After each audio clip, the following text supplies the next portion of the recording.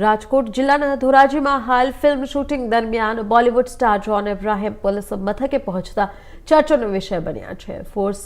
3 ફિલ્મના શૂટિંગ માટે ધોરાજીમાં આવેલા જોન અબ્રાહમે શૂટિંગ પૂર્ણ થયા બાદ સિટી પોલીસ સ્ટેશનની મુલાકાત લીધી હતી અને અહીં તેમણે પોલીસ સ્ટાફ, પીઆઈ અને એસીપી સહિતના અધિકારીઓ સાથે મુલાકાત કરી અને વાતચીત કરી હતી। ફિલ્મ સ્ટારની આ મુલાકાતનો વિડીયો સોશિયલ મીડિયા ઉપર ઝડપથી વાયરલ થતા ચાહકોમાં પણ ઉત્સાહ જોવા મળી રહ્યું છે।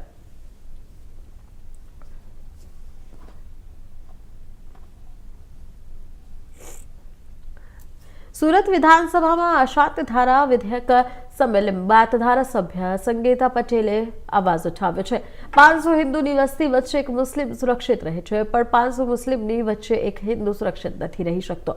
લિંબાયત વિધાનસભામાં 1 લાખથી વધુ વસ્તી મુસ્લિમ ધરાવે છે, તો મારા મત વિસ્તારમાં અશાંત ધારાને લઈને અનેક ફરિયાદો ઉઠી રહી છે। એક સમય જે વિસ્તારોમાં હિન્દુ રહેતા હતા તે આજે નામશેષ થઈ ગયા છે। પહેલા હિન્દુ બહુમતીમાં હતા, પરંતુ હવે માત્ર મુસ્લિમો જ રહેવા લાગ્યા છે। ગુજરાત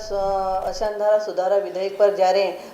વિધાનસભામાં જ્યારે ચર્ચા ચાલતી હોય એમાં ચર્ચામાં પણ મારે ભાગ લેવાનો હતો અને ચર્ચા દરમિયાન મારા વિસ્તારના જે પ્રશ્ન હતા એ પ્રશ્નોની હું રજૂઆત કરી હતી અને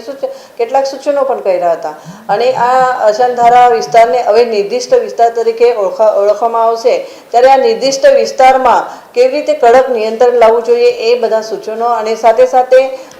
કડક કાર્યવાહી,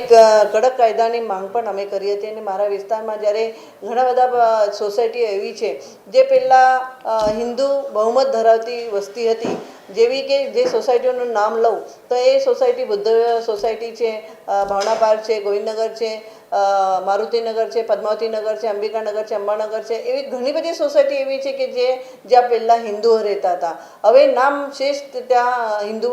રહેતા થઈ ગયા છે। તો 1-2 પરિવાર ત્યાં બાકી છે, 1-2 પરિવાર બાકી હોય તો એમાં એમને કેટલા શારીરિક માનસિક ત્રાસ આપવામાં આવે છે, એમની જે વેદના હતી એ વેદના એ લોકો જ્યારે મને મળતા હતા ત્યારે કહેતા હતા કે આવો જે અમને અશાંત ધારાને લીધે, અશાંત ધારા લાગુ કરવાને લીધે અમને આ વેચવા પણ મળતું નથી। તો એમની જે વ્યથા છે તો મારે એક જ કહેવું છે, એક જ પૂછવું હતું કે 500 હિન્દુના વસ્તીમાં જ્યારે એક મુસ્લિમ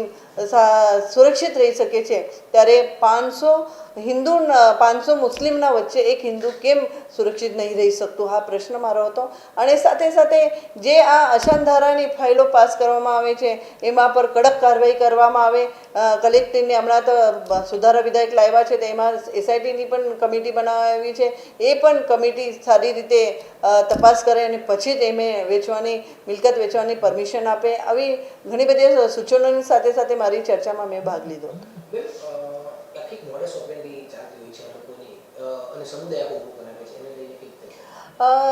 આ મુસ્લિમ સમુદાયમાં મેં કે આવું નહીં કહેતી કે બધા જ મુસ્લિમ ભાઈઓ આવું છે, પણ કેટલાક અસામાજિક તત્વો એવું છે એમનું કામ જ આ હોય છે અને એટલા માટે એક દુકાન ભાડવત તરીકે લે છે, મિલકત લે છે અને પછી એ મકાન માલિક પાસેથી વધારાના પૈસા પણ આપીને 10 લાખનું મકાન હોય તો 15 લાખ આપતા હોય કે વધારાનું ભાડું ચૂકવીને પણ એ પોતાનું એક મિલકત લઈ લેતા હોય છે અને સાથે સાથે પછી એક મિલકત લીધી એના પર 4-5 માળના મકાન બાંધી લેતા હોય, બાજુમાં એમના સગાવલા આવી જાય, એના બાજુમાં જ બીજા આવી જાય, એવી રીતે આખું નગર એ વસાવતા થઈ ગયા છે અને એટલા માટે મારે આ જે મારા વિસ્તારના લોકોની વેદના હતી